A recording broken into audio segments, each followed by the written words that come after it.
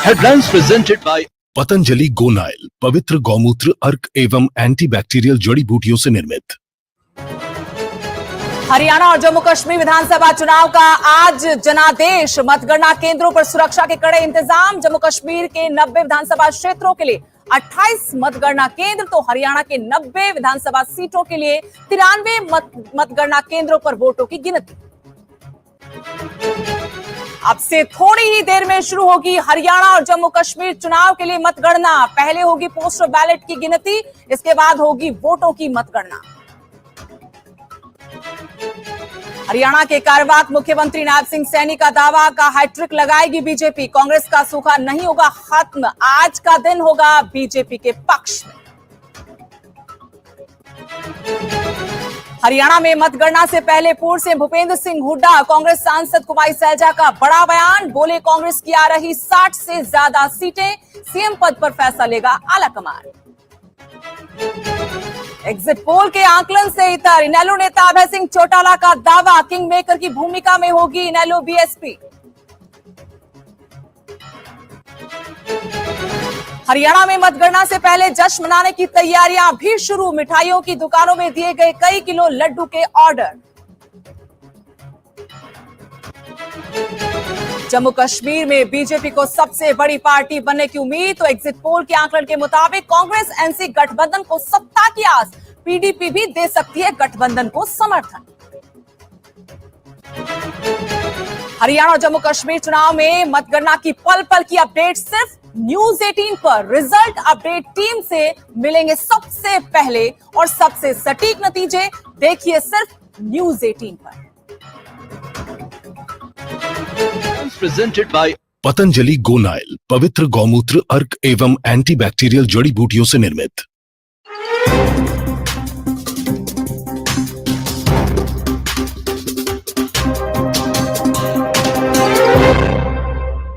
और इस वक्त की बड़ी खबर आपको बता दें, जम्मू कश्मीर हरियाणा में मतगणना शुरू हो गई है। पहले पोस्टल बैलेट की गिनती होगी आधे घंटे बाद, यानी 8:30 बजे ईवीएम से काउंटिंग शुरू हो जाएगी। मतगणना केंद्रों पर सुरक्षा के कड़े इंतजाम किए गए हैं। जम्मू कश्मीर की 90 विधानसभा सीटों के लिए 28 मतगणना केंद्र, हरियाणा की 90 विधानसभा सीटों के लिए 93 मतगणना केंद्र बनाए गए हैं। पटौदी, गुरुग्राम और आपको बता दें कि बादशाहपुर ऐसे विधानसभा जिसके लिए 2-2 काउंटिंग सेंटर बनाए गए हैं। ऐसे में 90 विधानसभा सीटें, लेकिन काउंटिंग सेंटर 93 हैं। बिल्कुल, और जो पोस्टल वोट हैं, इनकी जो गिनती है अब शुरू होने वाली ही है और हमारी लगातार इस पे नजर है। हम बता दें कि इसके बाद जो ईवीएम है उसको खोलने की प्रक्रिया शुरू होगी और जितने भी जो एजेंट्स हैं उनको एक सीरियल नंबर दिया गया है, फॉर्म 17 उनको दिया गया है, जिसमें ईवीएम मशीन का नंबर बाकायदा मेंशन होता है। तो वो ईवीएम मशीन को जितनी भी पार्टीज के पोलिंग एजेंट्स हैं वो देखेंगे और उसके बाद गिनती शुरू होगी। बिल्कुल। और एज पर जो रूल्स है, जो पोस्टल बैलेट हैं, ये जितने भी पोस्टल बैलेट हैं इनकी गिनती एक ही बार में होनी चाहिए। कई बार ये होता है कि अभी हमने जो 2 जगह से पोस्टल बैलेट आए थे उनको गिन लिया, फिर ईवीएम खोल ली, तो उससे थोड़ा डिस्ट्रैक्शन पैदा होता है। तो एजेंट्स को सभी पार्टीज ने इस बार ये समझाया है कि जितने भी पोस्टल बैलेट हैं उनको पहले गिना जाएगा और उसके बाद फिर जो है ईवीएम खोला जाएगा। बिल्कुल। 14 टेबल लगाई गई हैं, 14 टेबल में 17 राउंड की काउंटिंग होगी और 14 टेबल का मतलब है कि 14 ईवीएम 14 टेबल पर रखी जाएंगी, एक साथ उनको खोला जाएगा, एक साथ काउंटिंग होगी और 17 राउंड की। जम्मू कश्मीर हरियाणा विधानसभा चुनाव के लिए बड़ा दिन है आज। मतगणना पूरे प्रदेश की जनता बैठकर देख रही होगी कि किसकी किस्मत खुलने वाली, फैसला हो चुका है। पहले पोस्टल बैलेट की गिनती, बड़ी खबर आपको बता रहे हैं कि मतगणना शुरू हो चुकी है, जिसका आपको, हमको, उम्मीदवारों को, राजनीतिक दलों को, जनता को इंतजार था। इंतजार की घड़ियां खत्म हो गई हैं, पोस्टल बैलेट की गिनती शुरू हो गई है। दिग्गज जिनकी प्रतिष्ठा दांव पर है, एक एक कर आपको ग्राफिक्स के जरिए बताएंगे, लेकिन सबसे पहला रुझान न्यूज 18 आप तक पहुंचाएगा और उसके बाद सबसे पहला परिणाम भी आधे घंटे तक पहले पोस्टल बैलेट की गिनती होगी और उसके बाद ईवीएम खुलेंगी। जम्मू कश्मीर में कुल 90 विधानसभा सीट हैं जिनकी मतगणना 28 केंद्रों पर की जाएगी। और जैसा कि हमने बताया कि हरियाणा की जो 90 विधानसभा सीट हैं इनके लिए 93 केंद्र बनाए गए हैं। तो इन 93 केंद्रों पर हरियाणा में जितनी भी ईवीएम है उनको लाया गया है और उनकी गिनती शुरू होगी। और आप जो टेबल्स के बारे में बता रही थी उनको भी दर्शकों को आप विस्तार से बता दें कि कितनी मशीनें रहेंगी और इसका हिसाब किताब क्या है, क्योंकि एवरेज वोट्स जो कल मैं देख रहा था एक विधानसभा क्षेत्र में, वो 2 लाख के करीब वोटर्स हैं उनमें कुल मिलाकर। तो क्या इसका प्रोसीजर रहता है, थोड़ा जनता से इसको भी और ईवीएम खुलने को लेकर हमेशा ये सवाल उठता है कि जब मतदान हो जाता है ईवीएम कैसे और कहां जाती है। स्ट्रॉन्ग रूम में रखा जाता है, 3 लेयर की सुरक्षा होती है। पहली लेयर में अर्धसैनिक बल होते हैं, सेंट्रल फोर्स होती है, उसके बाद हरियाणा पुलिस और उसके बाद जिला पुलिस होती है। और स्ट्रॉन्ग रूम का मतलब है कि ईवीएम को सुरक्षित जगह पर रखा जाता है, लॉक कर दी जाती है, पासवर्ड किसी के पास नहीं होता। और जब आज 8:30 बजे ईवीएम आएंगी तो जो ऑब्जर्वर होते हैं, जो पोलिंग एजेंट्स होते हैं सभी राजनीतिक दलों के, उनकी मौजूदगी में ही ईवीएम खोली जाती है। और तब जब खोली जाएंगी वीडियोग्राफी बकायदा उसकी होगी ताकि पारदर्शिता तरीके से। और ये तस्वीरें आपको दिखा रहे हैं जी, कार्यवाहक मुख्यमंत्री हैं नायब सिंह सैनी साहब। सैनी साहब नमस्कार और न्यूज 18 पर आपका स्वागत है। और एक बार हमेशा की तरह हम आपका खुले दिल से स्वागत करेंगे, क्योंकि आपने कभी भी जो हमारा बुलावा है उसको ठुकराया नहीं है। आज सुबह से देख रहे हैं हम पूजा पाठ में व्यस्त हैं, तो क्या माता रानी से प्रार्थना की आपने? थैंक यू मुकेश जी। पूजा पाठ ये धार्मिक नगरी है, यहाँ पर पूरे दुनिया से लोग शीश नवाने के लिए आते हैं। ये कुरुक्षेत्र धाम है जहां पर सर्व मानव जाति के लिए गीता का संदेश इसी पवित्र भूमि से दिया गया है। ये कर्म की भूमि है, ये भगवान श्री कृष्ण की भूमि है, जहां पर न्याय अन्याय का वहां समाधान हुआ था। और इस पवित्र भूमि के ऊपर जब भी कोई व्यक्ति, कोई भी बाहर से भी आता है, हम तो स्वयं यहाँ पर पूजा अर्चना में शामिल रहते हैं और हर रोज रहते हैं। आपकी भी कर्म भूमि रही है, रुझान पहला आ गया है। आपको भी साथ में बता दें कि न्यूज 18 के पास पहला रुझान आ गया है। रुझानों में कांग्रेस अभी आगे है और लगातार बीजेपी की तरफ से कार्यवाहक मुख्यमंत्री नायब सिंह सैनी भी दावा करते रहे हैं कि तीसरी बार सरकार बनेगी। बिल्कुल। हाँ, अभी सैनी साहब जाहिर है कि रुझान है और बिल्कुल बिल्कुल मुकेश जी मैं आपको बताना चाहता हूँ, तीसरी बार कमल का फूल की सरकार बनेगी। बिल्कुल यही मैं आपसे थोड़ा सा विस्तार से जानना चाह रहा हूँ कि इस बार पहली बार हुआ है। विस्तार से ही बता रहा हूँ मैं जी। हाँ, नहीं पहली बार ऐसा हुआ है कि जब जो पोस्टल हमने, मैं आपसे ये कह रहा हूँ कि पहली बार ऐसा हुआ है कि हमने ईमानदारी से, हाँ जी आप कहिए, पहले आप कहिए जी कहिए आप। हाँ, हमने ईमानदारी से पूरे हरियाणा प्रदेश के अंदर पिछले 10 वर्षों में काम किया है। और हमने, क्योंकि बिना भेदभाव के जो हरियाणा क्षेत्रवाद से ग्रसित था, जो जिस हरियाणा के साथ भेदभाव होता था, हम देखते हैं कि 40 साल के बाद अंतिम तेल तक पानी पहुंचाने का काम इन पिछले 10 वर्षों के अंदर हुआ है। किसान को, चाहे महिलाओं को सशक्त करने की बात है, किसान को मजबूत करने की बात है, युवाओं में विश्वास जगाने की बात है, गरीब को मजबूत करने का काम हमारे पिछले 10 वर्षों के अंदर सरकार ने ईमानदारी से, हमने नरेंद्र मोदी जी के नेतृत्व में काम किया है। हमें पूर्ण विश्वास है कि जो हमने ईमानदारी से सेवा की है, तीसरी बार भी भारतीय जनता पार्टी को हरियाणा के लोग सेवा करने का मौका ये पहली बार ऐसा देखने को मिला है कि जो एग्जिट पोल है इनके नतीजे कांग्रेस को आगे दिखा रही है, और आपने पूरे कॉन्फिडेंस के साथ अभी पंचकुला में जो प्रेस कॉन्फ्रेंस की थी उसमें कहा कि 2 दिन है कांग्रेस वालों के पास खुश होने के, और उसके बाद जो नतीजे हैं वो भारतीय जनता पार्टी के ही पक्ष में आएंगे। इसको अलग अलग तरीके से ट्रांसलेट किया जा रहा है। मुकेश जी मैं आपको बताना चाहता हूं, जो एग्जिट पोल के नतीजे थे वो राजस्थान में भी आए थे, वो मध्य प्रदेश में भी आए थे, वो छत्तीसगढ़ में भी आए थे, वो उत्तराखंड में भी आए थे, हमने देखे हैं। और हमें पूर्ण विश्वास है क्योंकि हमने ईमानदारी से काम किया है। मैं इसीलिए बोल रहा हूँ, मैं कोई वैसे नहीं बोल रहा हूँ, ईमानदारी से हमने काम किया है और मुझे पूर्ण विश्वास है। लेकिन सैनी साहब जो सेवा करने के लिए जो कॉन्फिडेंस आपका है उसके पीछे क्या ये वजह भी कि जो ट्रेंड बता रहा है कि वोटिंग कम हुई है तो वो हमेशा सत्ता पक्ष की तरफ जाती है, और एग्जिट पोल कांग्रेस की तरफ, तो ये जो 20 सीटों का अंदाजा लग रहा है, जो 20 सीटों का अंदाजा है कि यहाँ पर मुकाबला बहुत कड़ा है, कुछ भी हो सकता है इन 20 सीटों पर, क्या उसके मुताबिक आपको लगता है कि आंकड़ा आपके फेवर में जाएगा? मैडम सुदेश, ये आपका ही आंकलन है, आप जिस प्रकार से इसको सोचते हैं ये बिल्कुल ठीक है। हमने इस बात के बारे में भी हरियाणा प्रदेश के मतदाताओं से आग्रह किया था कि आप ईमानदारी से जाकर के जहां कहीं भी हैं अपना वोट अवश्य दें। वोट ऑफ परसेंटेज बढ़ेगा, लोकतंत्र मजबूत होगा, और उस लोकतंत्र के लिए, क्योंकि मजबूत होना जरूरी है और व्यक्ति को काम करने का गति से मौका मिलता है कि लोगों की आस्था लोकतंत्र के अंदर है, ईमानदारी से काम कर रहे हैं, और हमने ईमानदारी से पिछले 10 वर्षों में काम किया है। और कई बार होता है कि अगर कोई नया काम हम शुरू करते हैं, उसमें अगर कोई दिक्कत आती है तो उसका सुधार भी हम करते हैं, और हमने गति से उसका सुधार भी किया। लोगों को लाभ पहुंचाने का काम हमारी सरकार ने किया है।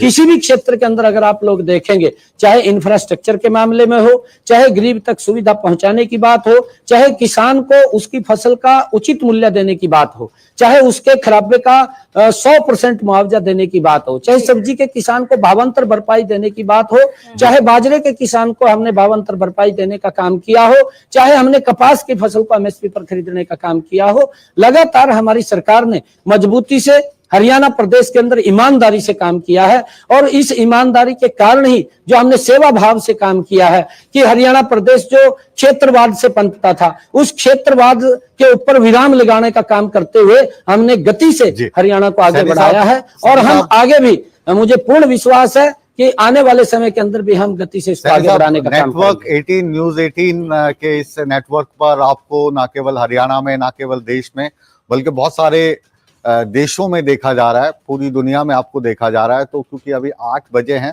और पोस्टल बैलेट की गिनती शुरू हो गई है, तो आप क्या लग रहा है, क्या दावा है आपको, कितनी सीट्स आ जाएंगी भारतीय जनता पार्टी के खाते में? मैंने कहा है कि हम तीसरी बार पूर्ण बहुमत के साथ सरकार बना रहे हैं मुकेश जी, तीसरी बार। हम अपने काम के ऊपर कह रहे हैं, हमने पिछले 10 वर्षों में सत्ता के रूप में काम नहीं किया, हमने सेवा भाव के रूप में हरियाणा प्रदेश के अंदर काम किया है, और इसको हम लगातार आगे बढ़ाने का काम करेंगे। आज लोगों को जो आदरणीय मनोहर लाल जी ने काम किए हैं, लंबे समय तक हरियाणा प्रदेश को उसका लाभ मिलेगा। सैनी साहब, आपसे सवाल मेरा कि क्या आपको वक्त कम मिला? सिर्फ 56 दिन हमने देखा, आप रुके नहीं 56 दिन, बहुत सारी घोषणाएं की, बहुत सारे फैसले बदले भी आपने, और दावे भी आगे के लिए भी बहुत सारे वादे किए। बहुत कम वक्त था क्या 56 दिन? जी नहीं, देखिए मैडम सुदेश जी, मैं आपको कहना चाहूंगा 56 दिन कम नहीं थे। 56 दिनों के अंदर हमने जो हमारा रोड मैप था, वो रोड मैप मैं पूरा नहीं उतार पाया। मेरे 100 दिन का रोड मैप था, 56 दिन मुझे मिले हैं जी। और मैंने जो 100 दिन के अंदर रोड मैप बनाया था, वो रोड मैप मैंने धरातल पर उतारना था, परंतु मैं संतुष्ट हूं। हमने 10 वर्षों के अंदर आदरणीय मोदी जी के नेतृत्व में हमारी सरकार ने ईमानदारी से काम किया है। हरियाणा प्रदेश के गांव को मजबूत किया है, शहर को मजबूत किया है, गांव को सड़कों से, मजबूत सड़कों से जोड़ने का काम किया है। आज हर जिले को 4 लेनिंग से जोड़ने का काम किया है। इसका उदाहरण भी है, अभी अशोक तंवर जी, अगर हम देखें, अशोक तंवर जी सफीदों के एक जनसभा के अंदर बोल रहे थे, उसके 20 मिनट बाद राहुल के पास चले गए। क्योंकि ये सड़कों का जो हमारा रोड इंफ्रास्ट्रक्चर मजबूत ये है, बहुत वो अच्छा- इतना ये मजबूत बहुत है कि अच्छा इसको आपने 20 मिनट एग्जाम्पल लगे दिया। और राहुल गांधी के पास पहुंच गए। ये आपके नायब लिए सिंह सैनी खुशखबरी साहब भी है, आप आप आपके आगे लिए चल रहे हैं। खुशखबरी दे देते हैं आप आगे और चल रहे हो दूरदर्शन रुझानों में। हमेशा खुशखबरी देता है। आप अपनी जी। कंसिस्टेंसी में जो अभी तक के रुझान है पोस्टल बैलेट में उसमें आगे चल रहे हैं, तो थोड़ा जो अच्छे से मुस्कुराइए, स्माइल आपकी थोड़ी छोटी दिख रही है, थोड़ा खुल के फिर अगला सवाल लेंगे। ये हरियाणा के अंदर सारे ऐसी रिजल्ट आएंगे, पूरे हरियाणा के ऐसी रिजल्ट आएंगे, चलिए। आगे रहेंगे। अब तक 56, जी, अब thank तक you, मुकेश जी। 56, अब Thank तक you. 56 Thank you, और मुकेश कितना जी। कितना समय आपको चाहिए हरियाणा के विकास के लिए? 56 दिन मिले थे अभी तो आपको। हरियाणा के लोग 5 साल का समय दे रहे हैं फिर हमें सेवा करने का। चलिए, हमारी ईमानदारी से शुभकामनाएं- करेंगे। हमारी शुभकामनाएं आपके साथ हैं। Thank you, thank you, thank you Mukesh ji.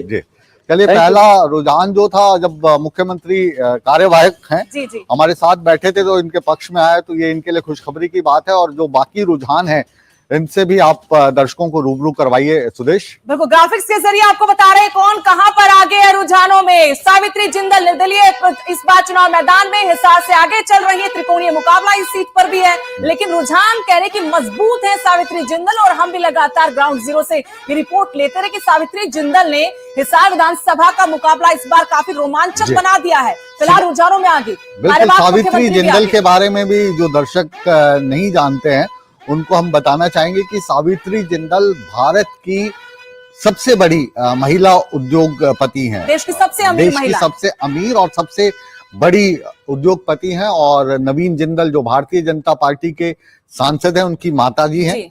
Bharatiya Janata party से ये टिकट चाह रहे थे लेकिन टिकट नहीं मिली, तो निर्दलीय चुनाव लड़ रही हैं। अब इनके बेटे जो हिसार में घोड़े पे बैठ के आए थे, नवीन जिंदल, वो वोट भारतीय जनता पार्टी को डाल के गए हैं या सावित्री जिंदल को? इसमें क्या कयास लगाएंगे? उनका वोट वहां कुरुक्षेत्र में है तो वोट नहीं डाल पाए होंगे। तो हिसार से इनकी माता इस बार चुनाव मैदान में है, पहले तो भी फिर चुनाव लड़ा प्रचार मंत्री। किसका कर रहे थे ये बताइए? हाँ जी, प्रचार किसका करके गए? प्रचार किस बीजेपी का किया अपनी। उन्होंने कहा कि दोनों अलग अलग हैं और एक बार लगा था कि निकल गई थी घर से, ऐसी जानकारी थी कि निकल गई दिल्ली के लिए, कांग्रेस ज्वाइन करेंगी, कांग्रेस टिकट देगी, लेकिन कहा गया कि ऊपर से फोन आया है उनके बेटे को, तो सारा मामला वहीं पर सिमट गया। लेकिन पीछे नहीं हटी, कहा कि मेरा फैसला है, जनता ने फैसला किया, मैं चुनाव मैदान में नहीं, मैं ये पूछ रहा हूँ, नवीन जिंदल उस वक्त प्रचार जब वो घोड़े पे बैठ के कर रहे थे, अच्छा घोड़े पर बैठ, तो वो माताजी का प्रचार करने आए थे? हो सकता है कि सांकेतिक ऐसी बातें हो, लेकिन उनकी तरफ से खुल के चुनाव प्रचार अपनी माताश्री का नहीं किया गया। जी, चलिए आगे बढ़ते हैं और जो बाकी सीट्स हैं और उनमें जो कड़े मुकाबले कौन कौन से हैं उनको एक बार फिर से दर्शकों के रूबरू करवाते हैं। और इस बीच जो हमारी रट की टीम है उनसे भी आग्रह है। गढ़ी सांपला किलोई से पूर्व सीएम भूपेंद्र सिंह हुड्डा आगे चल रहे हैं, मंजू हुड्डा के साथ इनका मुकाबला है। अगर ये ऐसे पहले उम्मीदवार होंगे जो बिना चुनाव प्रचार के अभी लीड बना रहे हैं रुझानों में। चुनाव प्रचार के लिए नहीं गए अपनी सीट पर इस बार, पूरे प्रदेश के चुनाव प्रचार की कमान क्योंकि संभाले हुए थे। ये आश्चर्यचकित करने वाला तो नहीं लग रहा है आपको? नहीं बिल्कुल नहीं, मतलब बिल्कुल नहीं, पहले से क्योंकि आपको कोई लग रहा मुकाबला था? ही नहीं, कोई मुकाबला नहीं। मंजू हुड्डा बहुत, और क्योंकि उनकी पैतृक सीट है, लगातार यहाँ से जीतते रहे हैं। मार्जिन कितना होगा ऐसी सीटों पर, सिर्फ ये देखा जाता है कि मार्जिन कितना होगा जीत का। जी, तो मतलब पहले हमारे साथ बात कर रहे थे नायब सिंह सैनी साहब जो कार्यवाहक का मुख्यमंत्री हैं, और अब भाई हम एग्जिट पोल के हिसाब से देखें तो हुड्डा साहब भी आगे चल रहे हैं। जी, तो लाडवा दोनों के लिए खुशखबरी है। बिल्कुल बिल्कुल। जी, लाडवा से आगे चल रहे हैं नायब सिंह सैनी और यहाँ मुकाबला मेवा सिंह के साथ है, कांग्रेस के सिटिंग एमएलए भी। और यहाँ मुकाबला इस बार दिलचस्प इसलिए है क्योंकि लाडवा से चुनाव पवन सैनी लड़ते रहे हैं। इस बार पार्टी ने सेफेस्ट सीट समझकर करनाल नारायणगढ़ की जगह उनको लाडवा से चुनाव मैदान में उतारा है। और अभी तो रुझान है, तो कम से कम रुझानों में ये बीजेपी के लिए एक बड़ी राहत की बात है, जहां कांग्रेस ये दावा करती रही एक दावा और कर रहे दिलचस्प है। एक दावा और कर रहे हैं सुदेश हम, कि जो नायब सिंह सैनी हैं वो आगे चल रहे हैं। ये वाली जानकारी भी किसने दी उनको? नेटवर्क 18 ने दी, क्योंकि उस वक्त हमारे साथ लाइव थे। और दर्शकों हम बता दें कि आज दो राज्यों के चुनाव है ना। तो जम्मू कश्मीर के जो अपने सीनियर एडिटर हैं तेजिंदर सोडी, वो भी स्टूडियो में मुझे दिखाई दे रहे हैं दूर से, तो वो भी जुड़ेंगे और फिर जम्मू कश्मीर के बारे में भी हम उनसे बातचीत करेंगे। जारी जगमोहन आनंद है करनाल से, बीजेपी के उम्मीदवार हैं। सुमिता सिंह इनके सामने, कांग्रेस की पूर्व मंत्री, वो इनके सामने है चुनावी रण में। लेकिन रुझान कह रहे कि जगमोहन आनंद अभी आगे हैं करनाल विधानसभा सीट पर, जहां से इनके बारे में भी थोड़ी सी जानकारी मैं आपको दूं। जगमोहन जी, जब करनाल सीट को लेकर बातचीत चल रही थी, भारतीय जनता पार्टी आप जानती हैं 2014 में आई थी, तो करनाल में जो सबसे सक्रिय नेता हुआ करते थे वो होते थे जगमोहन जी, लेकिन सर्वे करवाया गया और मनोहर लाल खट्टर साहब जो हैं वो बहुत बड़े नेता थे संगठन के, लेकिन चुनाव उनका पहला था, तो सबसे जो सेफ सीट उनके लिए देखी गई सर्वे करवाकर, तो वो करनाल आई। और जगमोहन जी जो हैं वो पिछड़ गए, 2 बार मुख्यमंत्री लड़े, फिर जब उन्होंने वो सीट छोड़ी तो वहां से नायब सिंह सैनी साहब को खड़ा कर दिया। तो इस बार फिर से इनकी जो किस्मत है वो रंग लाएगी ऐसा लग रहा है। जी, जम्मू कश्मीर से भी रुझान आ गए हैं, जहां पर गठबंधन अभी आगे है। ये साथ में आपको आंकड़ा दिखा रहे हैं हम। शमशेर सिंह गोगी असंध से, जिनका बयान बहुत सुर्खियों में रहा था, विवाद हुआ था, मोहनलाल लीड कर रहे अखनूर से, रिजर्व सीट है बीजेपी के उम्मीदवार यहां से, और यहां बराबर अब बीजेपी और गठबंधन, ये एनसी कांग्रेस दोनों अभी बराबरी पर चल रहे हैं रुझानों में। बीजेपी के उम्मीदवार हैं, लीड पर अखनूर से, रिजर्व सीट है मोहनलाल, और साथ में एनसी और कांग्रेस के लिए भी राहत की बात है कि वो भी रुझानों में आगे, लेकिन अभी क्योंकि अखनूर सीट पर बीजेपी आगे है। बिल्कुल, और इसकी जो विश्लेषण है ये थोड़ी देर बाद हम शुरू करेंगे कि कश्मीर में जो हालात हाजरा क्या है वो बताने के लिए हमारे साथ, जैसा मैंने बताया, तेजिंदर सिंह सोढी साहब भी थोड़ी देर बाद जुड़ने वाले हैं। और हरियाणा का अगर हम आगे रुख करें तो उसमें अभी आपको जो मौजूदा मुख्यमंत्री हैं नायब सिंह सैनी वो आगे दिखाई दे रहे हैं, और एग्जिट पोल के हिसाब से जो कांग्रेस है जिसमें मुख्यमंत्री होने की संभावना भूपेंद्र सिंह हुड्डा की सबसे ज्यादा दिख रही है, हालांकि उनकी आला कमान इसका फैसला करेगी, वो भी आगे चल रहे हैं। बिल्कुल बड़ा चेहरा है और अपने कंधों पर चुनाव को लेकर चले, शुरुआत से टिकट बंटवारा, 72 उम्मीदवार उनकी कहने पर टिकट उनको दिया गया। इसको लेकर नाराजगी भी देखी कुमारी सैलजा की, मात्र 10 ऐसे समर्थक जिनको वो टिकट दिलवा पाई, और नानौंद विधानसभा सीट में वो चाहती चौधरी अजय को टिकट मिले, लेकिन टिकट नहीं मिला। वो एक सीट ऐसी थी जहां पर आखिरी वक्त में सिर्फ नॉमिनेशन से 2 घंटे